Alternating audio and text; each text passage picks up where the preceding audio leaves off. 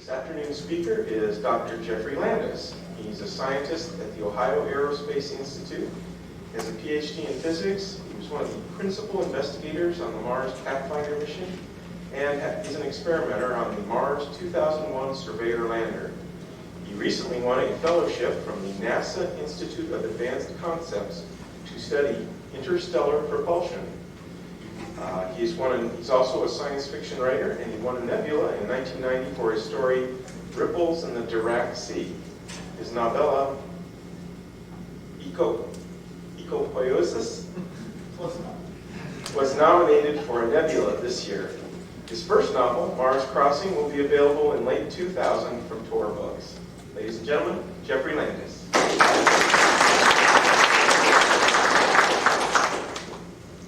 Thank you. I've been talking about Mars so far at this conference, and now I'm completely switching gears and going to talk about one of my other projects, interstellar flight. In fact, I have been working on interstellar flight for decades at the amateur level. I have to admit to having designed my first interstellar spaceship when I was in college in 1974, and have been thinking about the problem of interstellar flight for a long time. I'm actually very pleased to have the little grant from the NASA Institute for Advanced Concepts to actually be paid for doing this sort of thing that I've been doing as a hobby for just for decades. There, of course, are many different ways of approaching interstellar flight, which is a tremendously difficult problem. I'm going to talk about the laser and possibly solar-pushed light sails, which is what I've been looking at. Just to start with, why is interstellar flight all of a sudden so interesting? For years there was a small band of wackos like me and like Dr. Forward and a couple of people interested in interstellar flight. Recently, though, NASA has said, well, let's see, how would we go about doing an interstellar flight? And this is part of the reason why there's been recently a lot of work, particularly from San Francisco State University, Jeff Marcy and his group, looking for planets of other stars. This is just a couple of the planets that have been found, and this chart is already a couple of years old now. But they've been looking at just dozens of stars and finding planets are actually very common. Not only are they common, but up until this recent decade, the only planetary system we knew was ours, and we thought, oh, other planetary systems should look like ours. They would have rocky planets in close to the sun, gas giants far away. Turns out that's not the case. Other planetary systems have every possible conceivable type of planetary systems, including giant planets very close into the sun, giant planets much further out from the sun. If you can plot just the same data, a lot of planets that we've seen in terms of the solar flux, that is how much light you get from the star, with one being the amount of light that we get at Earth orbit, we can see that there's planets that get way too much sunlight. There's planets that don't get a whole lot of sunlight, and there's even planets within this, what we call the habitable zone, the zone where there's liquid water, temperatures at the distance from the sun of these planets. So all of a sudden, planets around other stars have become not science fiction, but reality. So how do we go there? Well, interstellar travel is a real tough problem. If you think it's easy, you don't understand the problem. Obviously, chemical rockets don't work. Every now and then, for a non-technical audience, I work out just what the mass ratio is. But you're talking about mass ratios that are literally astronomical numbers. You cannot get to the stars with a chemical propulsion system. Fission is not good enough. It's still not good enough. Even if you have a nuclear rocket, it doesn't get you to the stars at any sort of reasonable time. If you could do fusion, it's just barely possible to do interstellar flight with a fusion rocket, except for one detail: nobody has ever made a fusion reactor work. And this leads us to some of the more technically speculative concepts like antimatter rockets. That would be wonderful. You can get just the ultimate mass ratio with an antimatter rocket. The problem is that you can't produce the antimatter quantity that would SAR ramjets and ram augmented rockets. The idea that you can scoop up interstellar medium on the way and fuel yourself as you go turns out actually not to work. There just isn't enough hydrogen in the interstellar medium, even if we knew how to scoop it off. So one of the really leading techniques for thinking of going to the stars is, in fact, you don't carry your energy with you, but you send the energy from home. This is beamed energy propulsion. You can send the energy by laser, you can send it by a microwave beam. You could also send it by a neutral particle beam if you can come up with a really impressive neutral particle beam with very good focusing capability. Why is that such a good technique? It's because energy sources are heavy. The reason a fission rocket won't take you to the stars is not because fission doesn't have enough energy. There's plenty of energy in fission, but you have to bring the fission fuel, and the fission fuel you bring has to carry the more fission fuel, and you go up against exponential mass ratios. If you can leave the energy source at home, you can beat that exponential mass ratio. So it makes an interstellar probe, in principle, practical. Well, how does it work? Actually, the way that it works is relatively straightforward. You leave the laser behind in the solar system, and you don't actually put the laser on the ground on the Earth. You're going to have the laser in space, and it's going to be a giant laser, much larger than any lasers ever made. Today, you focus the laser through a lens, which is a very big lens, and it hits the sail. And in this particular case, I show the sail as being braced. We call this a bicycle wheel bracing. There's numbers of different ways that you might be able to brace a sail. When the light reflects off of the sail, light has momentum. There's a relation called the Einstein relation, that the force that you get out of the sail is twice the power divided by the speed of light. And that's true independent of wavelength. So a microwave sail works just as well or just as poorly as a solar sail, as a laser sail. There is, however, one little problem. When you work out those numbers, ignore the top relation, which is very important, but not at the moment. Just look at the bottom number. The amount of force you get, if you can reflect every photon, is 6.7 newtons per gigawatt. I don't know how many of you have a good feel for what a newton is and for what a gigawatt is. There's about 5 newtons in a pound. So with a gigawatt of power, you're getting a little bit less than a pound of thrust. So let's, a little bit more. So let's put some numbers on this. Well, 6.7 newtons would push a 10 kilogram spaceship, a teeny weeny little spaceship, at 0.06 gravities. And a gigawatt, on the other hand, is the output of a typical small nuclear power plant. But these numbers add up. 0.06 gravities doesn't sound like much, but in 2 years, that would get you to 10% of the speed of light.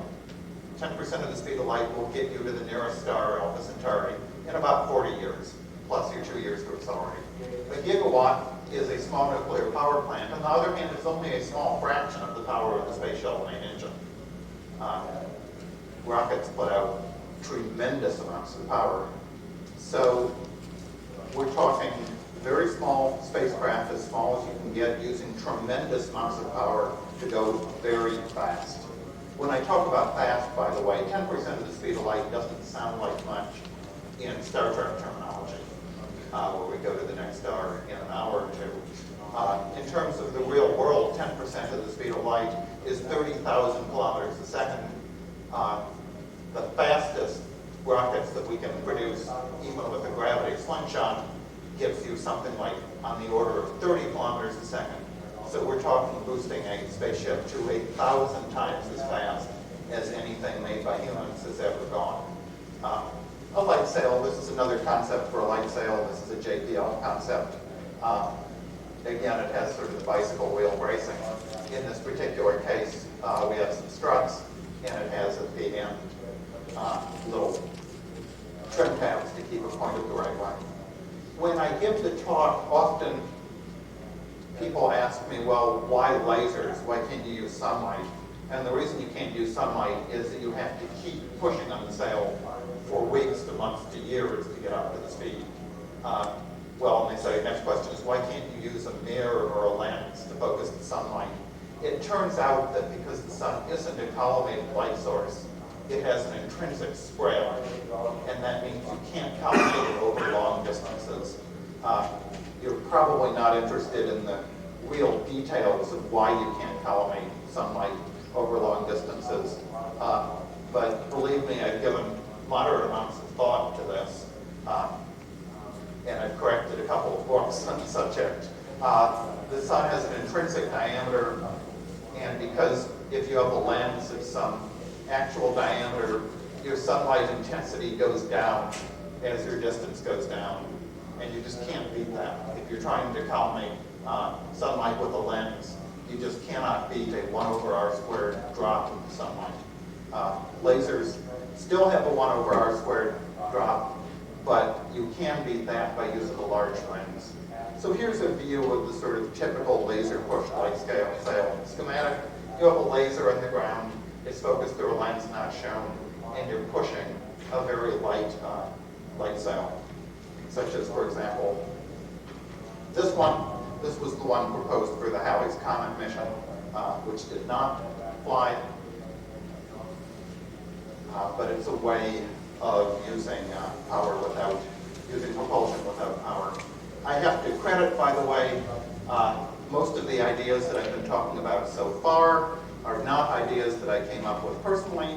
They're ideas that were first explored by Bob Forward, who was here back in 1984 when he wrote this paper about round-trip interstellar travel with laser-pushed light sails.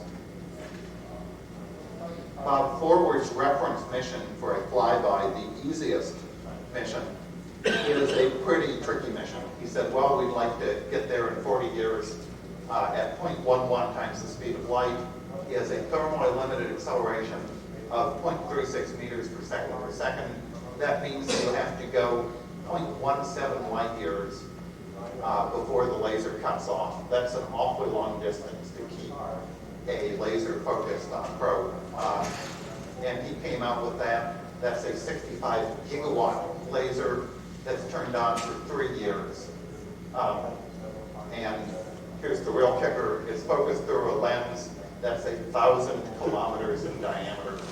This is a lens that is the diameter of the moon, roughly. It's not as bad as you might think, because the lens has almost no material in it. It's a gossamer lens.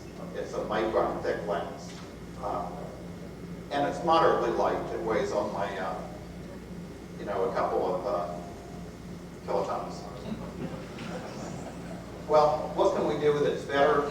We can try to make the spacecraft smaller, faster, and cheaper. There are, unfortunately, big physical limitations on making the spacecraft smaller and bigger. The main physical limitation is if you're pushing the light sail for 0.17 light years, the laser spot diffracts and it gets pretty big 0.17 light years away. It turns out to solve that, you have to push it harder so that you can get it up to speed closer to the sail. I'll talk about that a little bit sooner. If you can do that, the question is how small can you make a probe? So I just sort of wrote this down as kind of a trend. If you're trying to make a tiny spacecraft, how small can you make it? If you're sending a probe to the nearest star, you want it to be as cheap as possible. How little a probe can you make? This is kind of an interesting question, but Voyager came out at 800 kilograms. That's 1977 technology. Clementine, 94, was a 200 kilogram probe. The Pluto fast flyby, which at the time I wrote this slide was proposed for 2000, is a 100 kilogram. So if we're talking in the moderate future, say the year 2010 or later, how light can you go? So just looking at that, you can say, well, conservatively, you might be able to go 50 kilograms, just a modest improvement over the Pluto fast flyby. If you're getting more radical, you might get to 100 kilograms.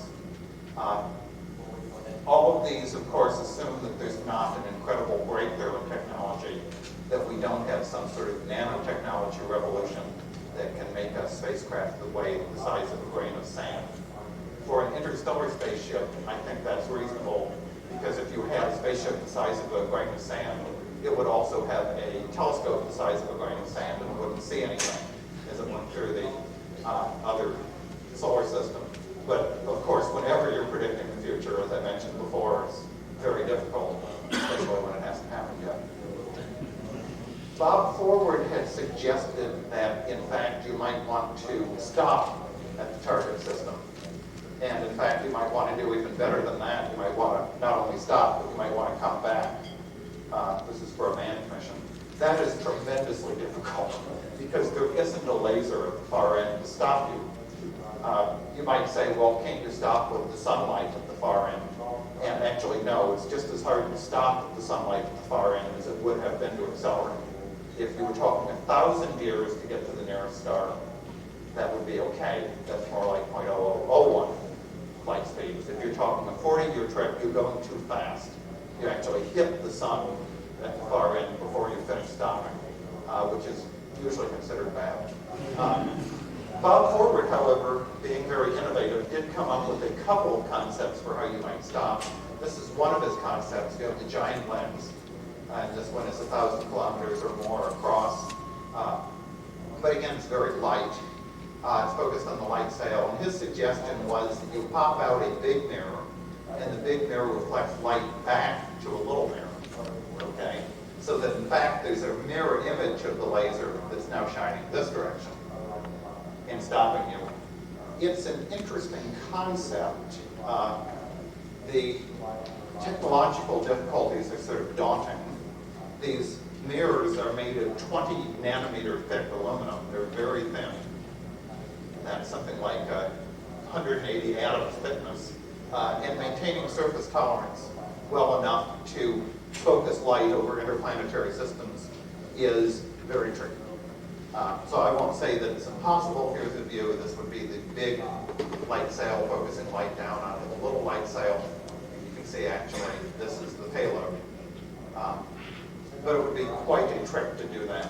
So I think actually stopping at the target star for the while is going to be science fiction. It's not something we're going to do for the first interstellar probes. The first interstellar probes are going to be flybys, just like, of course, our first planetary probes were flybys. The Voyager probe flew by long before we ever had a Galileo that actually visited and orbited. Well, the laser-pushed light sail, I'm sure most of you know about solar sails. The laser-pushed light sail is very different because it really is the sports car of the high-performance light sail business.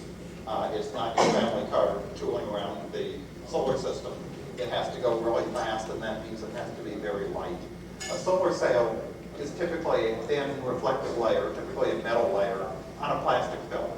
The plastic film might be mylar, for example, or possibly Kapton. But a solar sail would look a lot like your Boy Scout rescue blanket. It has the plastic film. For the laser-pushed sail, the plastic is too heavy. The reflection comes from the metal that's only 20 nanometers thick, but the plastic, you don't want to carry the weight of that around. Turns out you can leave it behind. It limits the operating temperature. It's the major mass component. If you can make a metal film that's self-supporting, the plastic becomes unnecessary. Actually, the fact that you could make a metal film self-supporting was something that was first demonstrated by a guy named Eric Drexler back in about 1978. You may have heard of Eric. He was one of the original NSS and, or you might say, L5, back when it was L5 Society. Founders, he's gone on to be much more well-known for other technologies, of course. So you use only the reflective layer. The metal film has higher temperature conductivity capability. It can be 20 nanometers thick. So you deposit the metal film on a substrate, you remove the substrate, and use just the film. You need some sort of secondary structure, such as a fractal mesh. And once you do this, you can't roll up the metal film. You have to make it in space. This is just a view of the fractal structure that you use on such a sail. You have your sheet, your sheets. So this is your sheet of the sail. It has little ribs the sail's bonded to, and these ribs themselves are not any bigger than a spider web. But that gives it its strength. Those ribs are bonded onto larger ribs called longerons. These go on under radial spars, and you make up your whole sail with a higher and higher level of structure. And the idea is just minimize the amount of structural elements and maximize the amount of sail. As Forward originally pointed out, you need an enormous lens in order to focus the sail at these long distances. The power required is huge. I was saying before, we want to make it the smallest possible mission. We want to make it a micro mission. That's really difficult when you're talking focusing over 0.17 light years. The solution is we need to accelerate faster. We need to reach cruise velocity closer to the laser. The closer we get to the laser, the less beam divergence. The less beam divergence, the smaller lens. The smaller lens, the smaller sail. So basically, the minimum laser power and lens size just reduces directly proportional to the acceleration. The problem is you don't want to melt the sail. So as it turns out, the entire problem in trying to make a small space probe with the laser acceleration is that we need a better sail material. The aluminum film is great, it's easy to deposit, it's relatively lightweight, you can make it on a removable substrate, you can make it very thin, it's very reflective, but it melts. So what we need is a high emissivity refractory material. It turns out you can do that. There are high emissivity refractory materials. The only minor problem with them is that they're transparent. But except for that, they're really great. We're talking now going away from the idea of a metal film, and we're talking about a soap bubble in space. But a soap bubble not made out of soap, which obviously is not a high temperature material. You can test that experimentally if you want, but you can also take my word for it. We're talking a soap bubble made out of a high temperature material like aluminum, Al2O3, known as sapphire, tantalum pentoxide, or one of these materials. Absorptivity needs to be very low. The emissivity will depend on the thickness, but it will have a high alpha to emissivity ratio. Emissivity is how well it gets rid of heat. Alpha is how well it absorbs heat, so you want it to emit very well and absorb very poorly, so you get high thermally limited acceleration. So except for the fact that these transparent materials don't reflect light, they're really great. You can make transparent materials reflect light, however, if you want to. You have to make them very thin. Just like soap bubbles, if you look at your soap bubble, it has colored bands. Your soap bubble has certain wavelengths at which it reflects very well. So you pick these wavelengths, these quarter wave thicknesses, and if the quarter wave, due to interference, the reflection from the back surface of the film being exactly out of phase with the reflection from the front surface and canceling out the absorption, so it's in phase with the reflection, you can increase and maximize the reflection, and you get this equation for the reflectivity as a function of the index of refraction of the material. Indices of refraction can vary depending on material. For the materials I'm looking at, they're typically around 2.0, from 1.7 to maybe 2.1 or 2. I won't force you to run those numbers, but the answer, well, I have a bunch of charts which maybe I won't show. You're probably getting bored already. Geoffrey, go ahead and show. Okay, well, let's look first at the densities of the materials. Obviously, you want something very low in density. The lower it is, the faster you can push it, and you want very high temperature materials. So some of these materials, like zirconium dioxide, at a density of 5.5 are pretty good.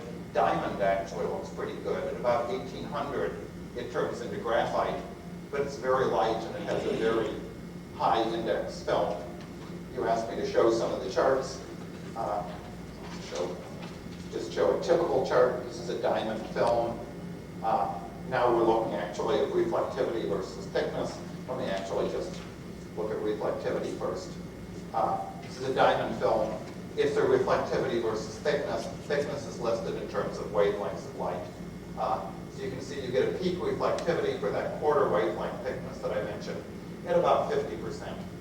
So it's not as reflective as a piece of aluminum, where you can get over 90% reflectivity, but it's moderately reflective and it's very, very thin. You can do the same graphs for other materials. I think I was mentioning zirconium dioxide earlier, a very high temperature material, slightly lower index, but here you can see you get 42%. That's a dirty graph, isn't it? About 42% reflectivity at the optimum. So in fact, these transparent materials, despite what you might first think, are actually pretty reflective. They also have high emissivity. Get my chart out of order now. So you can start doing calculations with some of these very thin dielectric films, and now you have the fine print.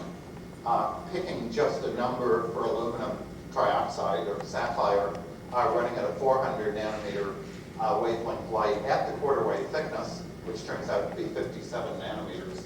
So it's 3 times as thick as the example aluminum film. It comes out to 226 kilograms per square kilometer. That's an awful lot of film for not very much weight. 226 kilograms will cover a whole square kilometer. You get your thin film reflectivity of about 26.4%. That is, the aluminum trioxide is not as good as the diamond, where you get almost 50%. But I'm pretty certain that I can make the aluminum trioxide films in a thin film form and remove them from a substrate.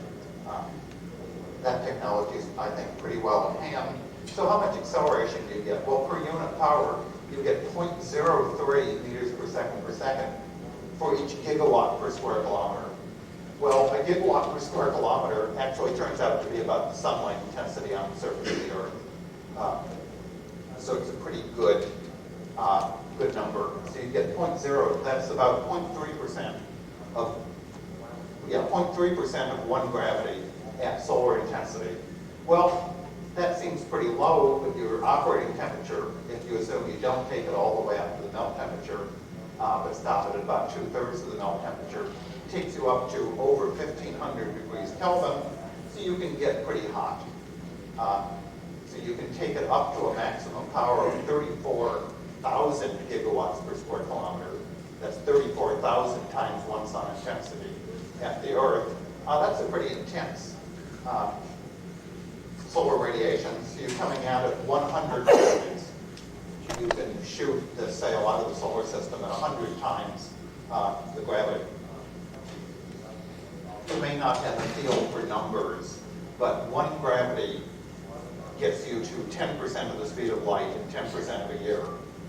Or if you could get to the speed of light, which you can't, it would be 1 light speed per year at 1 gravity. So 100 gravities will get you to light speed, if you get light speed, in about 3.5 days.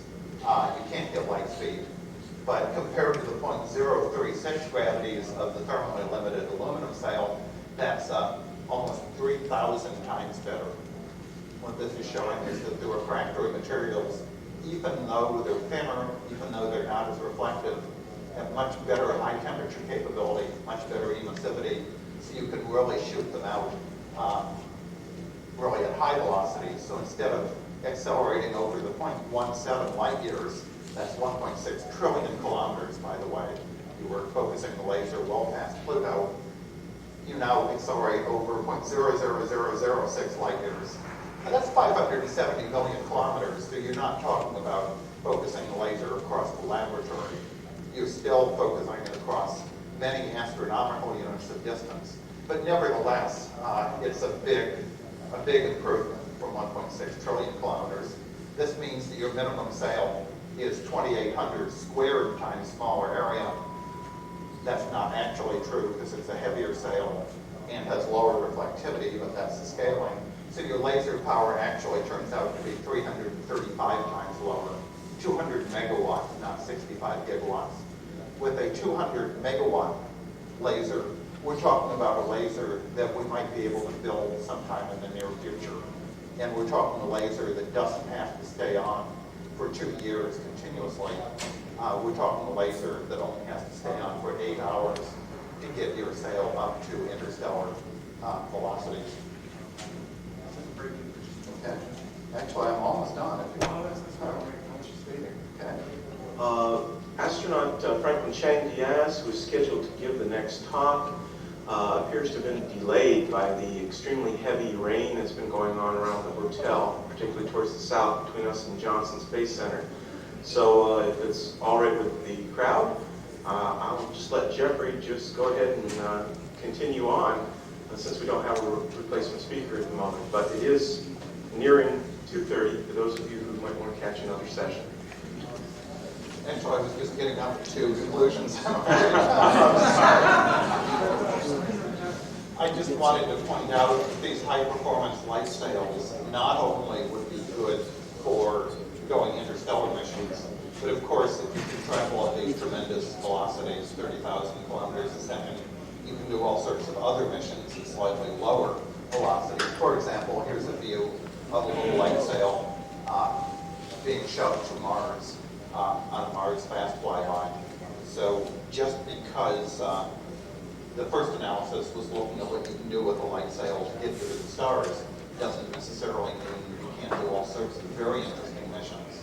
Outer planet missions, Kuiper missions, or cloud missions. Pretty much go anywhere in the solar sail, anywhere in the solar system with the solar sail in a matter of days or weeks. So let me just flash up the conclusion. The conclusion is that a dielectric sail turns the interstellar flyby from science fiction mission to something that's been done with a conceivable technology. In the near term, we could think about laser push sails that would give you the outer planet and the Kuiper missions in matters of months to years and not decades. In the farther term, you can talk about interstellar flyby missions, where we can talk about getting images back from the flyby probe in decades and not in hundreds or thousands of years, which current propulsion would give you. I wasn't going to talk about the millimeter wave technology. Actually, this is a different part of the same study, but with the millimeter waves, that is essentially a microwave oven technology. You can do very high speeds, not quite interstellar speeds, but you can do asteroid missions with weeks of travel time rather than months to years. And that pretty much covers what I was going to talk to you about solar sails. I can show you more of these pretty graphs. You don't see pretty graphs, but that pretty much covers the topic. If you have any questions, I'm willing to answer them. Geoffrey is definitely open for as long as he wants to talk, or just the next half hour. Oh, that's good. Well, maybe I should talk about the microwaves. By all means, go ahead. Except I didn't bring the beer graphs. So, okay, I'll start from the right there. Geoffrey, what would be your preference for where you locate the laser? On Earth, suborbital, orbital, on the moon, Can someone turn Mars? on the lights? The question was where to locate the laser. That's an interesting question. With the old technologies that Bob Forward was proposing, you have to locate the laser in space because you're focusing it in the same direction for 2 years and tremendous amounts of power. He was using terawatts of power. So his proposal was to locate the laser essentially in orbit, the same orbit as Mercury, where there's lots of power and you can focus it out in the long distance.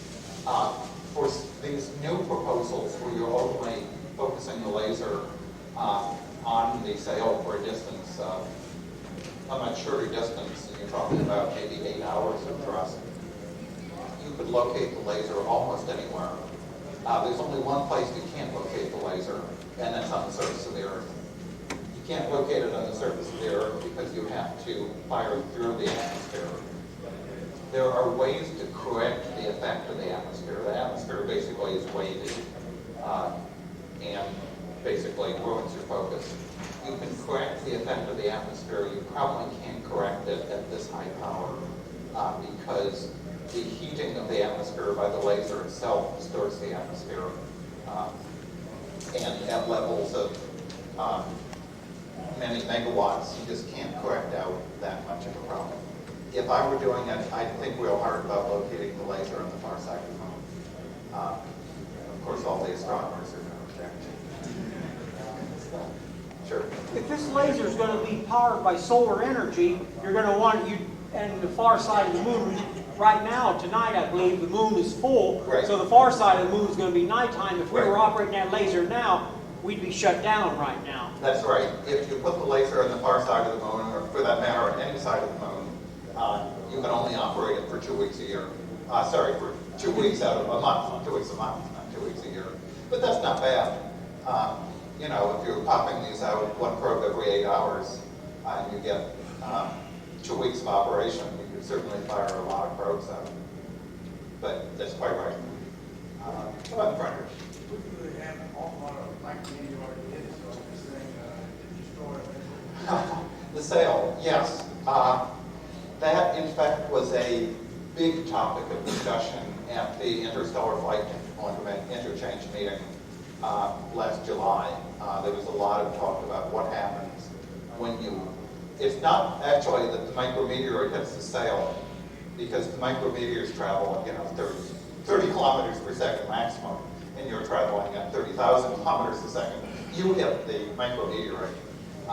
It's the interstellar dust grains, actually, that are the problem. When they're traveling at a tenth of the speed of light, they look like itty-bitty nuclear bombs. And they come through, it turns out they come through, they hit the sail and they explode, but they're actually moving past the sail, and they don't do as much damage as you thought. But yeah, over the course of your 4 light years of travel, you're going to get some holes in your sail. But for the 8 hours that we need to keep the beam on, it's not really a problem. You might get 1 or 2 pinholes in the sail, but you won't have enormous holes. So what might happen is you might, in fact, want to discard the sail after you've accelerated. Another hand, you might not. You might want to keep the sail ahead of you because it sweeps ahead of you and cleans out the interstellar medium.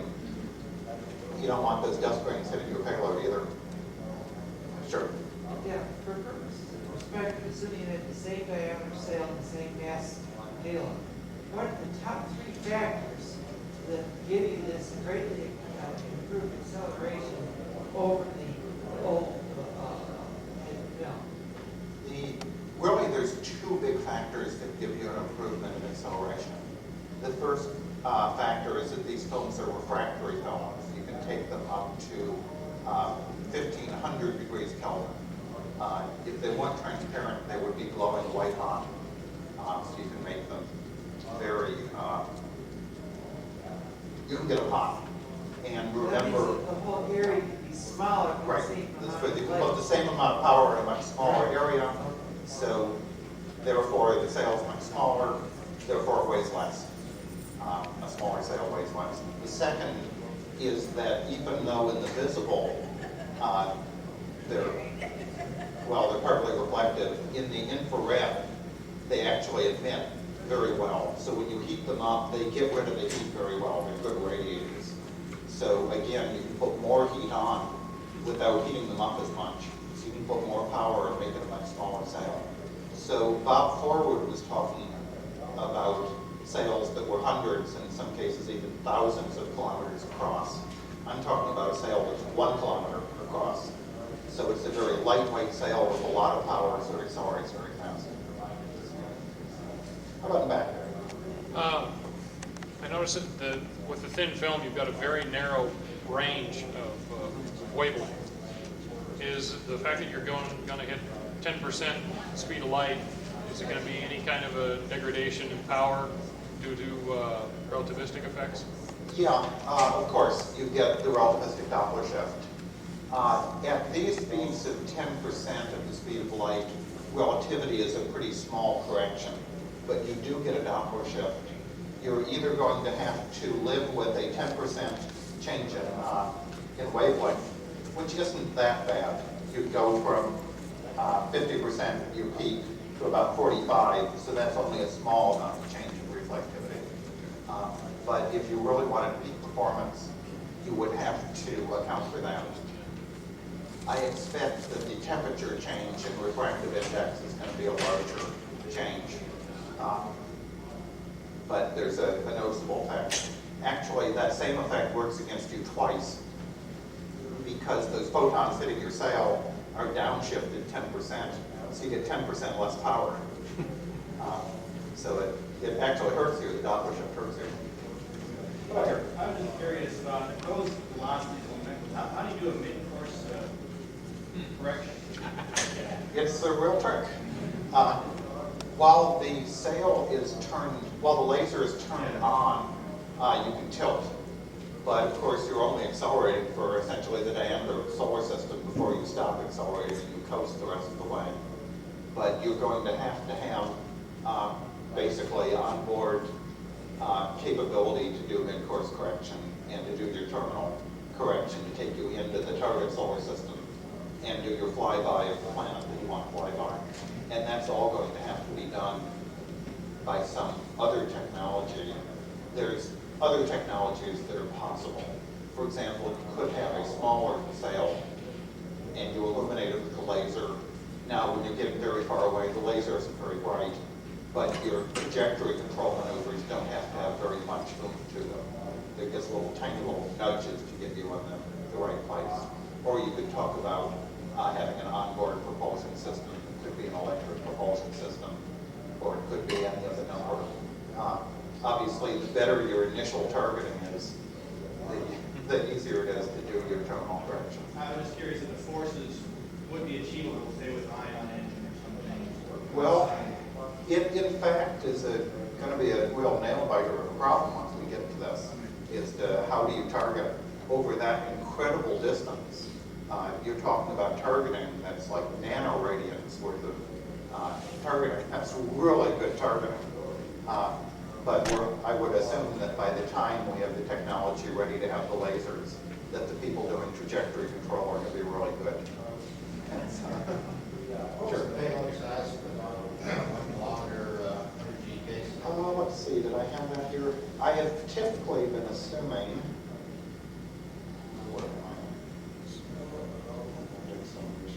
I guess I don't have the payload. I think I do have the payload here. Power is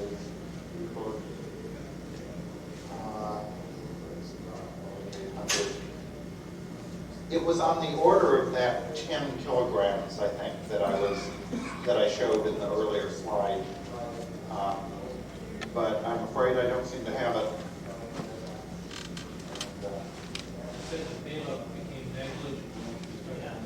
Yeah, it's small compared to the sail mass. And that was basically my assumption, is that the payload is small compared to the sail. But I don't think I have a number. Downsizing the sail. Yeah. You're 1% much factor the sail. Actually, I think I was running the sail plus the structure the structure plus the payload is a third of the mass. But most of that is structure and payload, something like 10% of the mass. Sure. Any idea How you ever get back? No, not get back, just communicate back.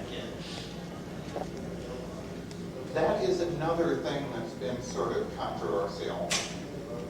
If you can take the sail all the way to the star that's your target, and it's going to have some holes in it by the time it gets there, but there'll be pinholes. If you can take a kilometer diameter sail to another star, you have a huge antenna, and you can use that basically reconfigure it to a slight parabola. It's not much of a parabola, actually. It's very close to being flat. And you can shine a pretty low power laser on this big diameter dish and communicate at a respectable bit rate. So that would be my way of doing it. You don't need anything as big as a kilometer in diameter. If we can communicate at optical frequencies, a dish that's actually only like 10 meters in diameter will allow you to get your video images back over a moderate period of time. Remember, you don't have to send your video back real time.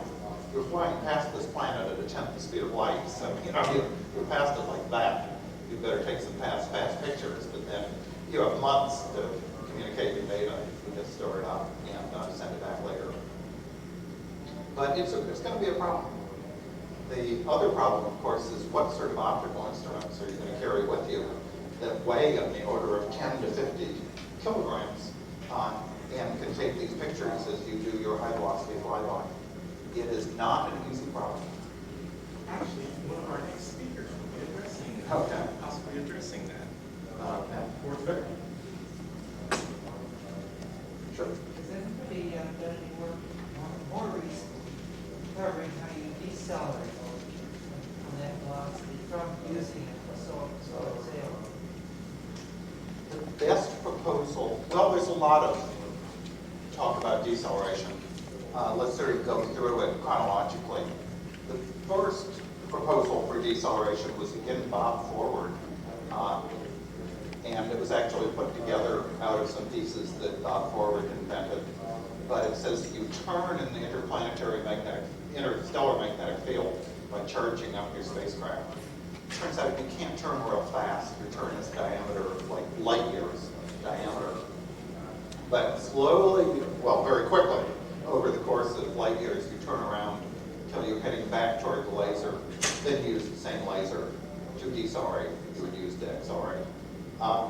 It's a real sort of clumsy way of doing it, because now you have to have a laser that can focus over light years of distance and not merely over astronomical units.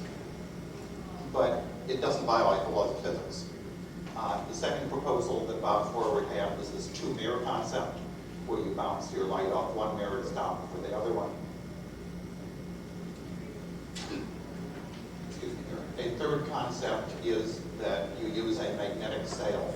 Bob Zubrin, in fact, and Dana Andrews were the kind of inventors of the magnetic sail. What it is you have a magnetic field and you drag against the interstellar medium and then against the solar wind of the star that you're decelerating against. Turns out that's pretty good when you're going fast. It gets worse and worse as you slow down. So you still need a fusion rocket to stop. But you can slow down a lot, so you do a sort of a medium speed flyby instead of a fast speed flyby. Then there's other possibilities. The one I like, and this is a real sporty proposition, is that you have a tether that's superconducting tether, and you actually are going to have to go pretty much into the photosphere of the star that you're accelerating against. But if you dive in close enough to the star, you can get into a moderately high magnetic field, and you drive against the magnetic field with the tether, and you can stop. It's going to be a bit of a trick. Other than that, it's tough. It's tough. Obviously, if you can bring a rocket with you, you can stop, but you're up against a tremendous mass ratio problem. Sure. There was some work being done on anti-gravity. Do you have any comments on that? Well, that's a bit off the target, but there's work that was done by a guy in Finland, whose name I can't really pronounce. It's like Fidelikov, at the Tampere University of Technology, who claimed that he saw an anti-gravity effect with a spinning high-temperature superconductor. I don't know of anybody who's replicated that work. There are investigators at the University of Alabama, Huntsville, that have been working very hard at trying to replicate the work. And haven't actually. It turns out it's more difficult than you might think to make these giant plates of high-temperature superconductors and spin them. But as of the last time I heard, they'd seen some sort of interesting things that they had not been able to see, but the professor at Tampere University had seen. That doesn't mean that it's not a real effect, but to my knowledge, it has not been replicated. So to go a little further and say you focus gravity, something like that, is that at all possible? It's not necessarily beyond the possibility of physics. It is beyond the physics that we know today. So it may be doable, but we'll need some better physics. But I certainly hope people work on it, because that would certainly make it a much easier way to do these problems. So how about over here in the lab? Where are you going to assemble has to be assembled in orbit. Maybe it's simple, International Space Station, Huh. ever. It's a thought. I'd probably assemble it somewhere a little bit higher in orbit. For one thing is it's going to collect debris, and you don't want too many holes in it before you start. For the other thing, well, actually, it doesn't work as well as a solar sail as it works as a laser sail, but it still works as a solar sail. And it is just a tremendous area to weight ratio. So you could sail it out of low Earth orbit into high Earth orbit, just like a yacht. And you can get it anywhere you want in the solar system pretty quickly. Nevertheless, low Earth orbit isn't a real good place for solar sails. They drag against the atmosphere. There's a lot of debris. You really want to start out higher than low Earth orbit. What about the L5 position? L5 would actually probably be a great place. I worry a little bit about whether L5 collects dust. Some people think that interplanetary dust might sort of accumulate there because it's a stable point. But actually, that would probably be a great one. Or possibly one of the unstable L positions, maybe L2. Because, you know, these things have area to weight ratios. You could easily stabilize them in any of the launch points. But yeah, it would be a good project for the L5 colonists to do once we get them up there. Sure. Yes, how far away, how much distance will you want between the machine that generates the laser beam and the interstellar probe itself when you get ready to push the button to start the machine? Where will you want to position the probe from the generator prior to starting the generator? I haven't really looked at that in detail. It may depend a little bit on how well you can focus the lens and how well you can decollimate the laser onto the lens. But it will probably be distances on the order of thousands of kilometers. Thousands of kilometers. So, Yes. But that's a real technological detail that's going to depend on focus. But probably like thousands of kilometers. Sure. Could it be if it was too close, you could turn on the laser? Well, you're going to certainly have to make sure that you don't overpower it. But in fact, if you're too close, the laser is shining through this giant lens. And if you're too close, actually, it's out of focus. So the power actually will go down. Sure. Any way to do any testing now? Yes, you can probably start doing testing now, and that'll be a little bit in my phase 2 proposal. I'd like to at least make some sample films that are a couple of inches in diameter. And once you have the films, you should be able to shoot them around the lab with a laser, even a pretty small power laser. Because they accelerate pretty fast if you can get some power on them. But yeah, you can do some testing soon. That's like miracles. Lake Maripold has also been doing, in fact, just incredibly wonderful results. He's doing a different type of laser push rocket. What he's been doing actually has been, it's a laser ramjet. He's heating the air and using the air as exhaust gases. Then, of course, his final idea is that once you get through the atmosphere and you run out of air, you start shooting hydrogen and you keep the hydrogen. That is a laser-energized rocket, which I think is great. I'd sure love to see these laser-energized rockets that Lake is proposing, getting us up into orbit for $50 a pop. But it's actually a very different concept. What keeps the lens in place is the laser push the lens out of position. Yeah, it's a trick. The lens has the opposite optimization from the Lightsail. The lens is optimized towards zero reflectance. And instead of being the quarter wavelength maximum reflectance, it's the half wave minimum reflectance. So there's not a whole lot of pressure on the lens, but there will be some pressure on the lens. There's many things you can do about that. One is that you can just let it move, so the lens moves a little bit further away. It's accelerating at 100 times less than the sail, so it moves a little bit, the sail moves a lot, and then afterwards you just push it back into position, possibly by using the lens as a solar sail. The other possibility is to use gravity to do your work for you. So you place your lens in a gravitational field such that the gravity on the lens is pulling it this way, the light pressure is pushing it that way. But I have to actually give you the honest answer, which is I haven't looked at it in detail. Do you have any lasers to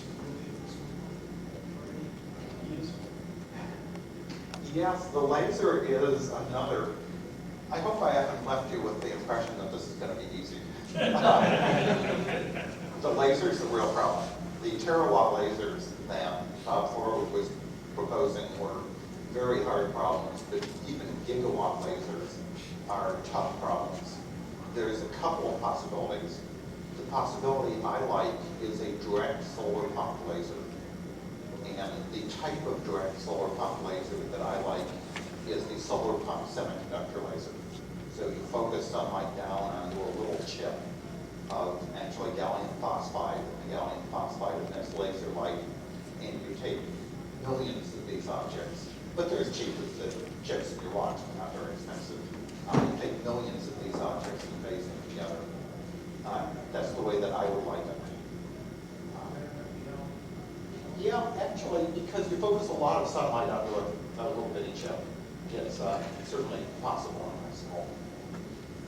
There's other possibilities. The other possibility that's relatively efficient. The thing is, these can't be inefficient. If you have an inefficient laser, you have two problems. One is you have to get rid of all that heat, which is a problem. The other problem is that your energy cost just kills you. The other possibility would be an electrical laser.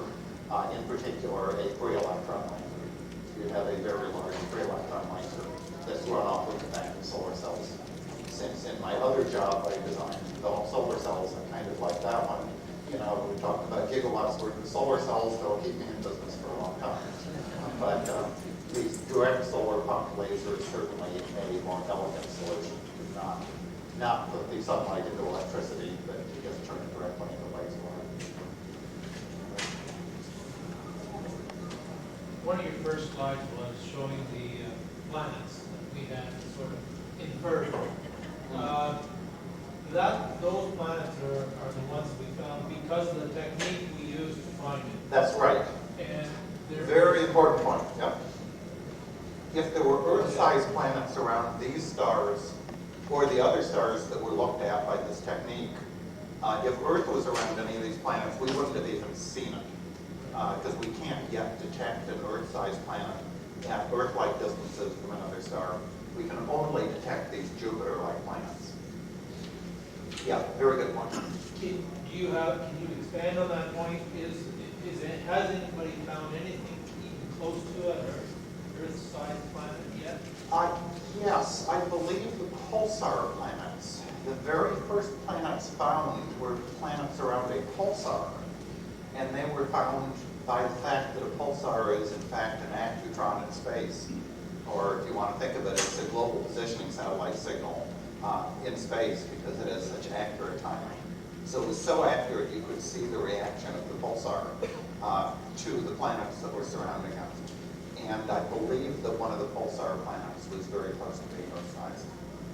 If I may interject on that last question, I believe there was a recent announcement over the last 3 or 4 weeks that an actual solar system has been found, a multi-planet solar system. Around the Sun-like star. Right, around a sun-like star. It's been done. I'm just not sure which star. It had a very long sort of Latin name, and I couldn't possibly distinguish it from any other solar system. But it was a multi-planet. It was a multi-planet system, and I believe the larger component of the two had a mass of something like 3 or 4 Jupiters. But it was definitely they were able to pick out of data that it was more than one planet, and they feel very confident that. This is a very good system. Yeah, it was. Andromeda, it's got probably here, Upsilon Andromeda. It's the same one, except they created 2 more planets, and they're all gas giants, apparently. I believe this was from Marcy and Butler. If you go Yeah. to their webpage at the University of California, San Francisco State. San Francisco State University, right? If you check out their webpage, you'll be able to read about this multi-planet stuff.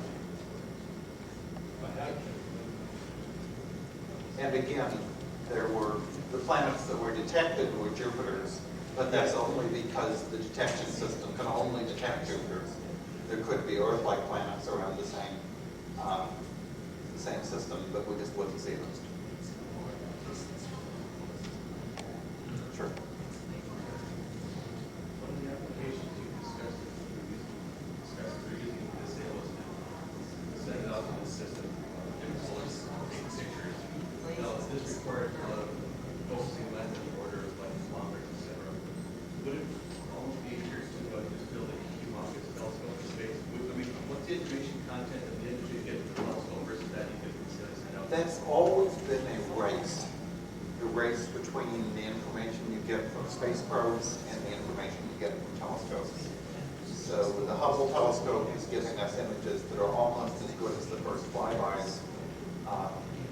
And the question is, wouldn't telescopes do just as well? My guess is not. My guess is that if you can actually go there, you'll get a better view than even a very large telescope. But some of the large mirrors that you're talking about would get pretty good pictures even at interstellar distances. No, actually, I don't. You're old. No, go ahead. I don't want to monopolize everybody. I actually kind of wanted to hear the next talk.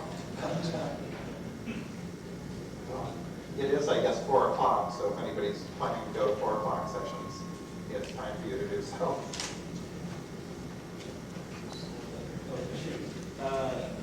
I was thinking, you're not only getting images from your telescope, but you're getting other information, like magnetic fields or dust density or whatever. Yeah, you get dust density real well if you count each one as a picture. Well, maybe I should make this the last question. Last question. Can we send out stages of things? Can we put a laser cell, drag one of these lasers out, and initially project them on past the solar system, so that the next one that comes along, we use our primary laser to send it to this up to the last, and the second laser kicks it in and pushes it again, so that there's no change in the size. Yeah. I would think so. In fact, that would be one way to do a deceleration, is to just accelerate a laser and use the laser you're accelerating as your deceleration stage. The lasers, unfortunately, are probably going to be pretty heavy. But the other thought is you can have just many different lasers. So instead of having a single laser that accelerates you. Right. Right. Yeah, certainly ideas like this are interesting ones, and it would be actually pretty interesting if somebody did a study to see if any of them could give you big improvements. I've never seen such a study. So, go ahead and come out with the answers and talk to us later. I'd be interested in hearing. Okay, last question. The payload for these sails, if we're going to keep that mass low, that means your instruments, cameras, computers, communication, all that's going to almost have to be real thin stuff embedded within the physical or chemical or whatever structure of the sail itself, isn't it? Yes, if you can do that, if you can make the command and control communications and measurements techniques just integrally built into the sail, it would certainly improve your performance a lot. Bob Forward, of course, also thought about this concept and wrote about it in a paper talking about a concept called Starwest. But that certainly would help, and it would make your structural problem a lot easier too, if you don't have to drag your payload behind the sail, but actually distribute it across the sail. It certainly would help a lot. For members of the audience who are interested in that specific point, there's going to be at least sort of a generic address of those sort of issues in the 4:30 session with Dr. Thomas Krogowski. I think that concludes. We've imposed upon Geoffrey long enough. Thank you.